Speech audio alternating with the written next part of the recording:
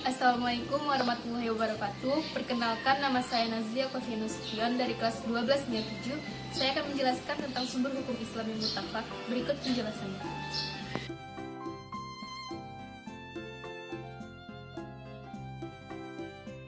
Sumber hukum Islam yang muttafaq.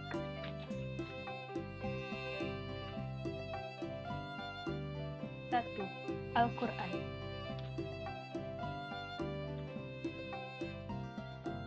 Pengertian Al-Quran. Secara bahasa, Al-Quran berasal dari kata qara'a, yaqra'u, qur'ana, yang artinya bacaan atau yang dibaca.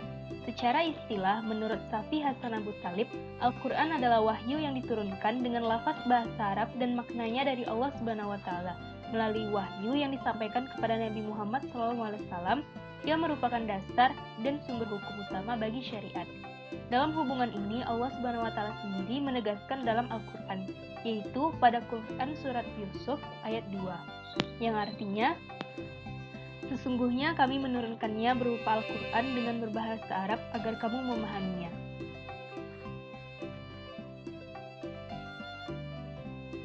Menurut Zakaria Al-Biri, Alkitab yang disebut Al-Quran adalah kalam Allah Subhanahu wa Ta'ala yang diturunkan kepada Rasulnya Muhammad SAW dengan lafaz bahasa Arab, dinukil secara mutawatir dan tertulis pada lembaran-lembaran mushaf. Sedangkan menurut Al-Ghazali, Al-Quran merupakan firman Allah Subhanahu wa Ta'ala. Al-Quran sendiri sering menggunakan kata Alkitab untuk menyebut Al-Quran, seperti pada Quran Surah Al-Baqarah ayat 2 yang berbunyi, Zalikal kitabu la raiba fih hudal lil muttaqin, yang artinya kitab Al-Quran ini tidak ada keraguan padanya, petunjuk bagi mereka yang bertakwa.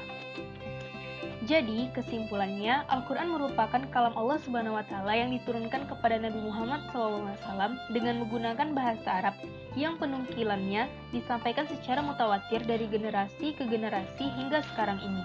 Penukilan secara mutawatir ini di mana Al-Quran begitu disampaikan kepada para sahabat, maka para sahabat langsung menghafal dan menyampaikannya pula kepada orang banyak. Dalam penyampaiannya, tidak mungkin mereka sepakat untuk melakukan kebohongan. Dengan demikian, kebenaran dan keabsahan Al-Quran terjamin dan terpelihara sepanjang masa serta tidak akan pernah berubah. Pokok isi kandungan Al-Quran. Yang pertama, tauhid. Yang kedua, jalan mencapai kebahagiaan dunia dan akhirat. Yang ketiga, ibadah. Yang keempat, janji dan ancaman. Yang kelima, riwayat dan cerita atau kisah umat terdahulu.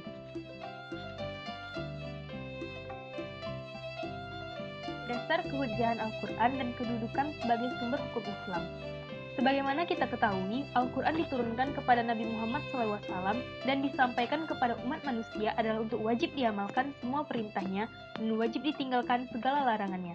Sebagaimana firman Allah Subhanahu wa Ta'ala pada Quran Surah An-Nisa ayat 105 yang berbunyi, Inna anzalna ilaikal kitaba bil haqqi litahkuma bainan nasi bima arakallah wala takul lil khainina khasima, yang artinya, sesungguhnya kami telah menurunkan kitab kepadamu dengan membawa kebenaran, supaya kamu mengadili antara manusia dengan apa yang telah Allah wahyukan kepadamu, dan janganlah kamu menjadi penentang orang yang tidak bersalah, karena membela orang-orang yang khianat.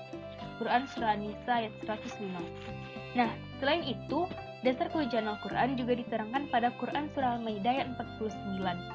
Al-Quran merupakan sumber hukum utama dalam Islam dan menempati kedudukan pertama dari sumber-sumber hukum Islam yang lain. Ia merupakan aturan dasar yang paling tinggi. Semua sumber hukum dan ketentuan norma yang ada tidak boleh bertentangan dengan isi Al-Quran.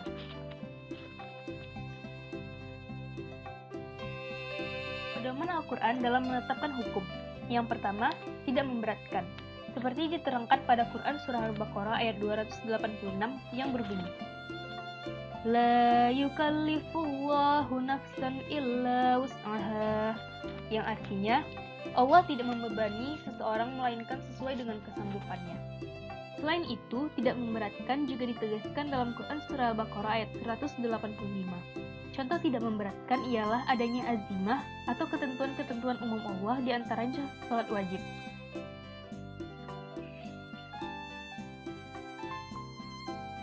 Yang kedua, meminimalisir beban, di mana kita mendapatkan rukhsah atau keringanan dalam beberapa jenis ibadah, seperti menjamak dan mengqashar sholat apabila dalam perjalanan dengan syarat yang telah ditentukan. Yang ketiga, berangsur-angsur dalam menetapkan hukum, di mana menetapkan hukum ini dilakukan secara bertahap. Hal ini bisa kita telusuri dalam hukum haramnya minum minuman keras, berjudi, serta perbuatan-perbuatan yang mengandung judi. Ditetapkan dalam Al-Quran, firman Allah Subhanahu wa Ta'ala, Quran Surah Al-Baqarah ayat 219, Quran Surah Nisa yang 43, barulah turun ayat bahwa khamar itu diharamkan, sebagaimana firman Allah pada Quran Surah Al-Maidah ayat 90 yang berbunyi, Ya ayyuhalladzina amanu innamal khamru wal maisiru wal ansabu wal azlamu rijsum min amalis syaitani fajtanibuhu la'allakum tuflihun. Yang artinya, hai orang-orang yang beriman, sesungguhnya meminum khamar, berjudi, berkorban untuk berhala, mengundi nasib dengan panah adalah termasuk perbuatan syaitan. Maka jauhilah perbuatan-perbuatan itu agar kamu mendapat keberuntungan. Quran Surah Al-Maidah ayat 90.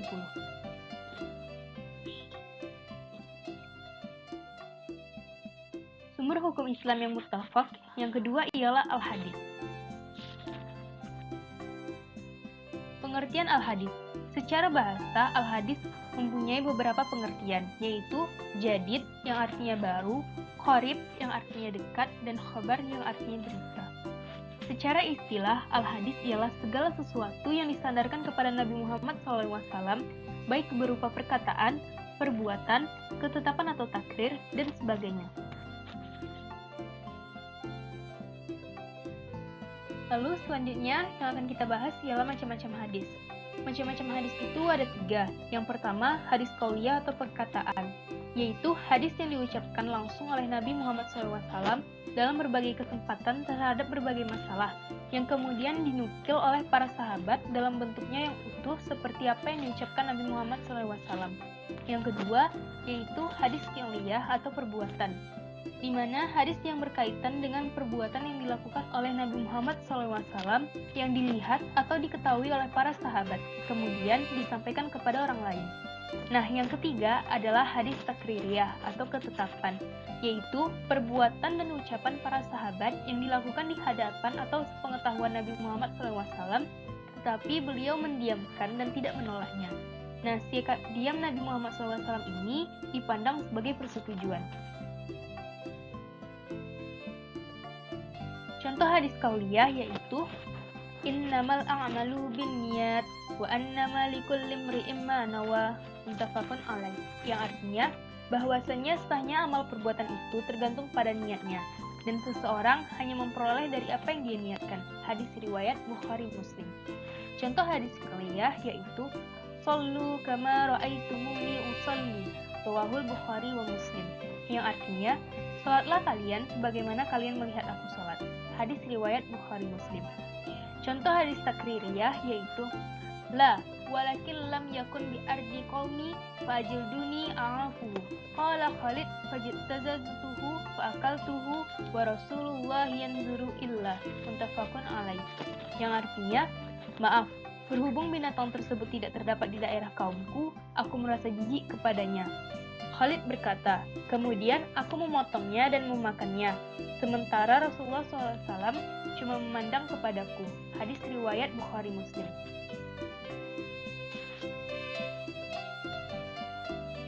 Dasar kehujanan hadis dan kedudukannya sebagai sumber hukum Islam. Yang pertama, menurut dalil Al-Quran. Banyak kita jumpai ayat Al-Quran yang menjelaskan tentang kewajiban mempercayai dan menerima segala yang disampaikan oleh Rasul kepada umatnya untuk dijadikan pedoman hidup sehari-hari.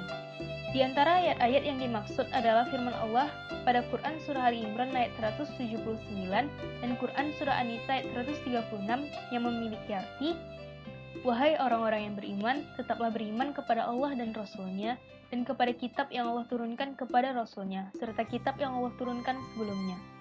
Barang siapa yang kafir kepada Allah, malaikat-malaikatnya, kitab-kitabnya, rasul-rasulnya, dan hari kemudian, maka sesungguhnya orang itu telah sesat sejauh-jauhnya.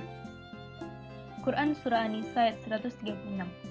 Nah, ayat-ayat di atas, Allah Subhanahu wa Ta'ala telah menyuruh kita sebagai kaum muslimin agar mereka tetap beriman kepada Allah Subhanahu wa Ta'ala, Rasul-Nya yaitu Nabi Muhammad SAW, Al-Quran, dan kitab yang diturunkan sebelumnya. Kemudian Allah Subhanahu wa Ta'ala mengancam orang-orang yang mengingkari dan menentang seruannya. Di samping itu, Allah juga memerintahkan kepada kaum muslimin agar mentaati dan melaksanakan segala bentuk perundang-undangan dan peraturan yang dibawa oleh Rasulullah, baik berupa perintah maupun larangan. Tuntutan taat dan patuh kepada Rasulnya sama halnya tuntutan taat dan patuh kepada Allah Subhanahu wa Ta'ala. Banyak ayat Al-Quran yang berkenaan masalah ini, seperti firman Allah berikut ini. Nazzala 'alaikal kitaba bil haqqi musaddiqan lima baina yadayhi wa anzalat taurata wal injil. Yang artinya, Dia menurunkan Alkitab Al-Quran kepada dengan sebenarnya, membenarkan kitab yang telah diturunkan sebelumnya, dan menurunkan Taurat dan Injil. Quran Surah Ali Imran ayat 3. Selain itu, dasar kehujanan ini juga diterangkan pada Quran Surah Ali Imran ayat 59, Quran Surah Al-Hasyr ayat 7, Quran Surah Al-Maidah ayat 92, dan Quran Surat An-Nur ayat 54. Dari ayat-ayat Al-Quran di atas, tergambar bahwa setiap ada perintah taat kepada Allah Subhanahu wa Ta'ala dalam Al-Quran selalu diikuti dengan perintah taat kepada Rasul-Nya. Demikian pula mengenai peringatan ancaman karena durhaka kepada Allah Subhanahu wa Ta'ala dan sering disejajarkan atau disamakan dengan ancaman karena durhaka kepada Nabi Muhammad SAW.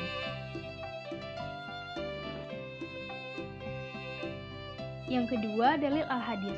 Salah satu pesan Rasulullah SAW berkenaan dengan kewajiban menjadikan hadis sebagai pedoman hidup, di samping Al-Quran sebagai pedoman utamanya. Beliau bersabda, "Taraktu fiikum amrayni lan tadillu ma tamassaktum bihima kitaballahi wa sunnatan nabiyyi." Yang artinya, aku tinggalkan dua pusaka untukmu, kalian, yang kalian tidak akan tersesat selagi kamu berpegang kepada keduanya, yaitu berupa kitab Allah dan sunnah Rasulnya. Hadis riwayat Malik. Ada juga saat Rasulullah ingin mengutus Mu'adz bin Jabal untuk menjadi pemimpin di negeri Yaman. Terlebih dahulu, dia diajak dialog oleh Rasulullah SAW. Hadis-hadis di atas menunjukkan bahwa berpegang teguh kepada hadis atau menjadikan hadis sebagai pegangan dan pedoman hidup itu adalah wajib, sebagaimana wajibnya berpegang teguh kepada Al-Quran.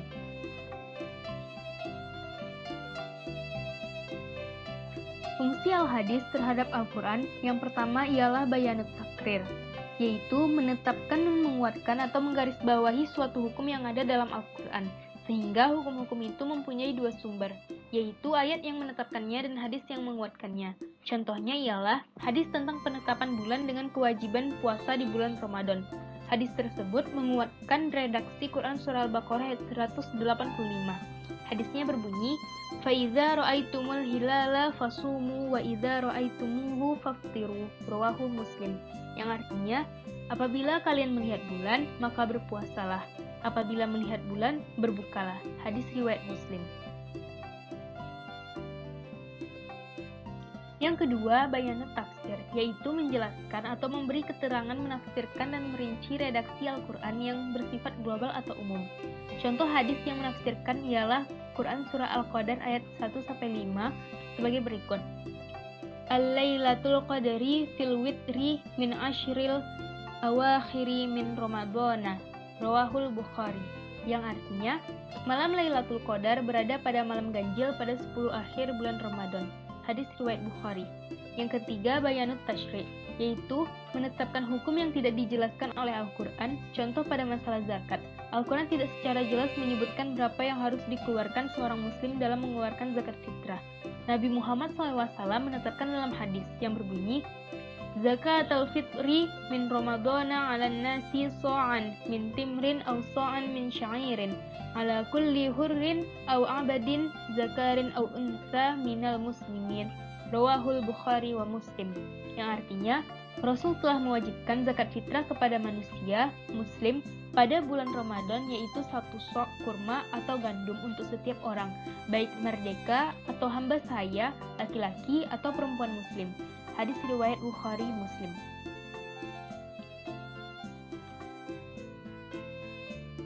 Sumber hukum Islam yang muttafaq yang ketiga ialah ijma. Pengertian ijma. Secara bahasa, al-ijma yang artinya ialah sepakat atau konsensus dari sejumlah orang terhadap sesuatu.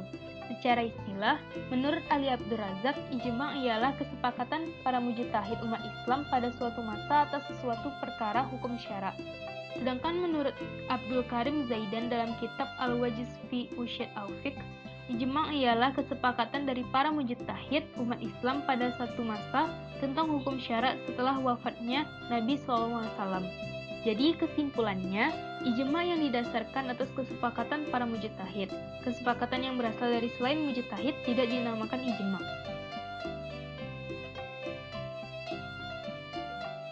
Dasar kehujahan ijma' dan kedudukannya sebagai sumber hukum Islam. Yang pertama, menurut dalil Al-Quran yang berbunyi, وَمَنْ يُشَاكِكِ الرَّسُولَ مِنْ بَعْدِ مَا تَبَيَّنَ لَهُ الْهُدَى وَيَتَّبِعْ غَيْرَ سَبِيلِ الْمُؤْمِنِينَ نُوَلِّهِ مَا تَوَلَّى وَنُصْلِهِ جَهَنَّمَ وَسَاءَتْ مَصِيرًا. Yang artinya, dan barang siapa yang menentang Rasul sesudah jelas kebenaran baginya dan mengikuti jalan yang bukan jalan orang-orang mukmin, kami biarkan ia leluasa terhadap kesesatan yang telah dikuasainya itu, dan kami masukkan ia ke dalam jahanam. Dan jahanam itu seburuk-buruk tempat kembali. Quran Surah An-Nisa ayat 115. Yang kedua, menurut dalil Al-Hadis, yaitu dari Ibnu Umar, Rasulullah SAW bersabda, sesungguhnya Allah Subhanahu wa Ta'ala tidak akan mengumpulkan umatku, atau beliau bersabda, umat Muhammad SAW di atas kesesatan, dan tangan Allah bersama jamaah. Dan barang siapa yang menyempal, maka dia menyempal menuju neraka. Hadis riwayat Imam At-Tirmizi. Rukun dan syarat ijma'.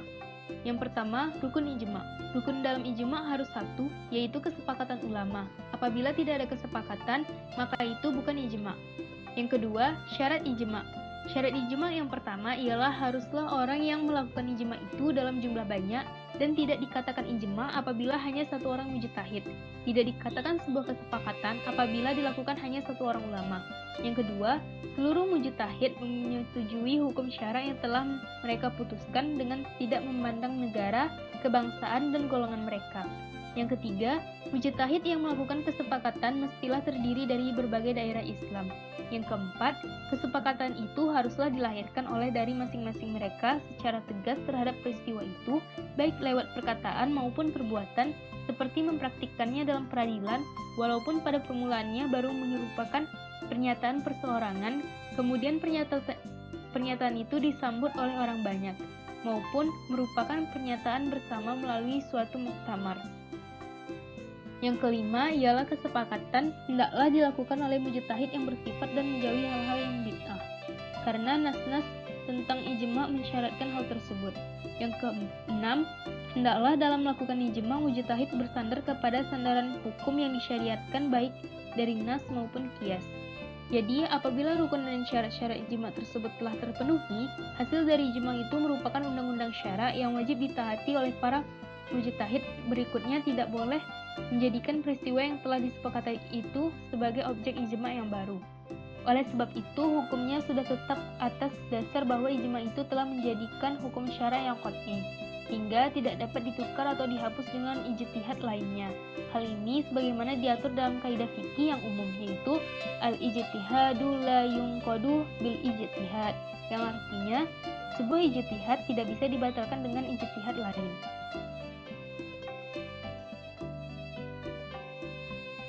Macam-macam ijma'. Yang pertama, dilihat dari cara memperolehnya, ijma' terbagi dua. Yang pertama, ijma' sharih adalah kebulatan yang dinyatakan oleh mujtahidin atau para mujtahid. Yang kedua, ijma' sukuti, yaitu kebulatan yang dianggap seorang mujtahid mengeluarkan pendapatnya dan diketahui oleh para mujtahid yang lain, tetapi mereka tidak menyatakan persetujuan atau bantahannya. Yang kedua, dilihat dari dalalahnya. Terbagi dua. Yang pertama, ijma' qat'i dalalah terhadap hukumnya, yang artinya hukum yang ditunjuk sudah dapat dipastikan kebenarannya atau bersifat qat'i sehingga tidak perlu diperdebatkan lagi dan tidak perlu diijtihadkan kembali. Yang kedua, ijma' zanni dalalah terhadap hukumnya. Artinya, hukum yang dihasilkannya kebenarannya bersifat relatif atau masih bersifat dugaan. Karena itu, masih terbuka untuk dibahas lagi dan tertutup kemungkinan ijtihad lainnya. Hasil ijtihadnya bukan merupakan pendapat seluruh ulama mujtahid. Sumber hukum Islam yang muttafaq yang keempat ialah qiyas. Pengertian qiyas. Secara bahasa, qiyas artinya mengukur sesuatu dengan sesuatu yang lain. Secara istilah, menurut Muhammad Abdul Ghani Al-Bajikoni, qiyas ialah menghubungkan sesuatu persoalan yang tidak ada ketentuan hukumnya di dalam nas dengan sesuatu persoalan yang telah disebutkan oleh nas, karena di antara keduanya terdapat pertautan atau persamaan ilat hukum. Yang kedua, menurut Syekh Muhammad Al-Qudari Beg, qiyas ialah memberlakukan ketentuan hukum yang ada pada pokok atau asal kepada cabang atau persoalan baru yang tidak disebutkan nas karena adanya pertautan ilat keduanya. Yang ketiga, menurut Abdul Karim Zaidan, qiyas ialah menghubungkan sesuatu yang tidak dijelaskan oleh nas hukumnya dengan sesuatu yang telah dijelaskan di dalam nas, karena antara keduanya terdapat persamaan ilat atau hukum. Nah, kesimpulannya, qiyas ialah menghubungkan atau memberlakukan ketentuan hukum sesuatu persoalan yang sudah ada ketetapannya di dalam nas kepada persoalan baru karena keduanya mempunyai persamaan ilat. Oleh karena itu, apabila nas telah menjelaskan ketentuan hukum sesuatu persoalan dan di dalamnya ada ilat penetapan hukumnya, kemudian terdapat persoalan baru atau peristiwa yang ilatnya sama dengan apa yang dijelaskan oleh nas, maka keduanya berlaku ketentuan yang sama. Dengan kata lain, pemberlakuan hukum yang sama antara persoalan yang sudah pasti ketetapan hukumnya dapat dilakukan jika terdapat persamaan atau pertautan antara keduanya.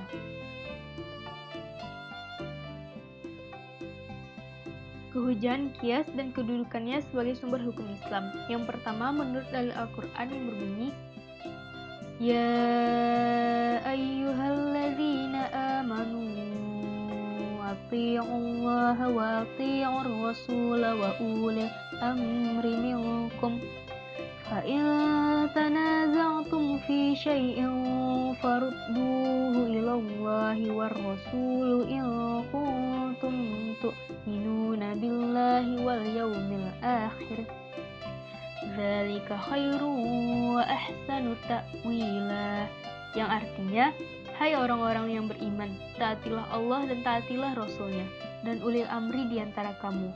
Kemudian jika kamu berlainan pendapat tentang sesuatu, maka kembalikanlah ia kepada Allah atau Al-Quran dan Rasul atau Sunnah-Nya. Jika kamu benar-benar beriman kepada Allah dan hari kemudian, yang demikian itu lebih utama bagimu dan lebih baik akibatnya. Quran Surah Nisa ayat 59. Yang kedua, menurut dalil Al-Hadis, yang memiliki arti, Rasul bertanya, bagaimana kamu akan menetapkan hukum apabila dihadapkan padamu sesuatu yang memerlukan penetapan hukum? Muaz menjawab, saya akan menetapkannya dengan kitab Allah. Lalu Rasul bertanya, seandainya kamu tidak mendapatkannya dalam kitab Allah?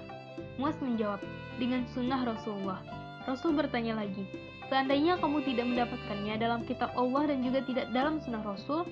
Muaz menjawab, saya akan berijtihad dengan pendapat saya sendiri. Maka Rasulullah menepuk-nepuk belakang Muaz seraya berkata, segala puji bagi Allah yang telah memelaraskan utusan seorang Rasul dengan sesuatu yang Rasul kehendaki. Hadis riwayat Abu Daud dan At-Tirmizi. Rukun qiyas. Rukun qiyas yang pertama yaitu adanya pokok yang disebut dengan al-aslu, yaitu persoalan yang telah disebutkan hukumnya di dalam nas. Yang kedua, adanya cabang yang disebut dengan al-far'u, yaitu suatu persoalan atau peristiwa baru yang tidak ada nas yang menjelaskan hukumnya dan ia disamakan hukumnya dengan pokok melalui qiyas. Yang ketiga, adanya ketetapan hukum atau al-hukmu, yaitu suatu hukum yang ada pada pokok dan ia akan diberlakukan pada cabang yang sama. Lalu yang terakhir ialah adanya kesamaan sifat atau al-inlat, yaitu sifat atau keadaan yang dijumpai pada cabang dan juga ada pada pokok. Syarat-syarat hukum as. Yang pertama, hukum as hendaklah hukum syariat amaliyah yang ditetapkan oleh nas. Adapun hukum hasil qiyas atau ijma' tidak dapat menjadi as bagi qiyas. Yang kedua, hukum as hendaklah suatu hukum yang dapat dimengerti ilatnya oleh akal, karena dasar dari qiyas adalah pengetahuan tentang ilat hukum as dan adanya ilat itu pada far'un. Yang terakhir, hukum als itu bukanlah hukum yang berlaku khusus. Sesuatu hukum dikatakan berlaku khusus apabila yang pertama, ilat tidak tergambar adanya pada selain als. Yang kedua, ada dalil bahwa hukum itu hanya berlaku untuk asal saja, seperti kawin lebih dari 4 orang istri adalah khusus bagi Rasulullah SAW. Syarat-syarat far'un. Yang pertama, pada far'un terdapat ilat yang ada pada als. Yang kedua, jangan lebih dahulu ada far'un daripada als. Contohnya, mengkiaskan wudhu kepada tayamum dalam hal wajib niat dengan ilat sama-sama ibadah. Pada wudhu lebih dahulu disyariatkan dibanding tayamum. Karena itu, mengkiaskan wudhu kepada tayamum dalam hal wajib niat adalah tidak tepat. Yang ketiga, hukum yang dialihkan kepada far'un harus sama dengan hukum als. Yang keempat, pada far'un tidak ada sifat yang lebih kuat yang bertentangan dengan ilat als. Syarat-syarat ilat. Yang pertama, hendaklah ia merupakan suatu sifat atau keadaan yang zahir. Yang dimaksud dengan zahir ialah yang dapat ditangkap oleh panca indera yang 5. Yang kedua, hendaklah ia merupakan suatu sifat atau keadaan yang pasti. Artinya, ia mempunyai hakikat yang tertentu lagi dapat diukur dan dalam ukuran itu pula atau dengan perbedaan kecil ia ada pada far'un. Yang ketiga, hendaklah ia merupakan suatu sifat atau keadaan yang munasabah. Artinya, munasabah ialah keberadaannya dapat berfungsi untuk mewujudkan hikmah hukum sehingga adanya mengakibatkan adanya hukum dan tidak adanya mengakibatkan tidak adanya hukum. Yang terakhir, hendaklah ia bukan sifat atau keadaan yang hanya terdapat pada als saja, tetapi juga harus terdapat pula pada selain als. Macam-macam kias. Yang pertama, kias aula, yaitu apabila ilat mewajibkan adanya hukum dan keadaan far'un lebih utama mendapatkan hukum tersebut daripada als. Contohnya, mengkiaskan memukul orang tua dengan mengatakan kepada keduanya adalah haram hukumnya karena sama-sama menyakiti. Seperti firman Allah berikut ini. Fala taqul lahuma uffin, yang artinya, maka sekali-kali janganlah kamu mengatakan kepada keduanya perkataan Quran Surah Al-Isra ayat 23. Yang kedua, kias musawi, yaitu apabila ilat mewajibkan adanya hukum dan keadaan far'un sama dengan als untuk mendapatkan hukum. Contohnya, mengkiaskan membakar harta anak yatim dengan memakannya tentang haram hukumnya dengan ilat rusak dan habis. Seperti firman Allah berikut ini. Innalladzina ya'kuluna amwalal yatama zulman innama ya'kuluna fi butunihim nara wa sayaslawna sa'ira. Yang artinya, sesungguhnya orang-orang yang memakan harta anak yatim secara zalim, sebenarnya mereka itu menelan api sepenuh perutnya dan mereka akan masuk ke dalam api yang menyala-nyala atau neraka. Quran Surah An-Nisa ayat 10. Macam-macam kias yang ketiga, yaitu kias dilalah, yaitu apabila ilat yang ada menunjukkan kepada hukum tetapi tidak mewajibkannya. Contohnya, mengkiaskan harta anak kecil dengan harta orang yang sudah balik dalam hal wajib membayar zakat dengan ilat sama-sama berkembang dan bertambah. Yang keempat, kias syabah, yaitu kias yang keadaan far'un padanya bolak-balik antara dua als, lalu ia dihubungkan dengan als yang lebih banyak persamaannya dengannya. Contoh, hamba saya yang cacat karena kejahatan orang lain, apakah dalam masalah wajib doman atau ganti rugi? Ia dikiaskan dengan orang merdeka karena sama-sama anak Adam, atau dikiaskan dengan benda karena harta milik. Persamaannya dengan harta lebih banyak daripada persamaannya dengan orang merdeka, karena ia dapat dijual, dipusakai, dan dihibahkan serta diwakafkan. Yang terakhir yaitu kias atwan atau adna, yaitu kias yang far'unnya lebih rendah kedudukannya daripada als untuk mendapatkan hukum yang sama. Contohnya, mengkiaskan perhiasan perak bagi laki-laki dengan perhiasan emas tentang haram hukumnya dengan ilat berbangga-bangga.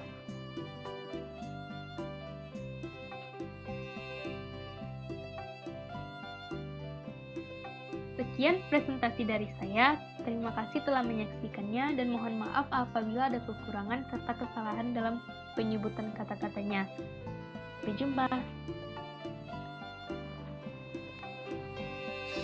Sekian penjelasan dari saya. Terima kasih telah menonton penjelasannya. Apabila ada kekurangan, mohon dimaafkan.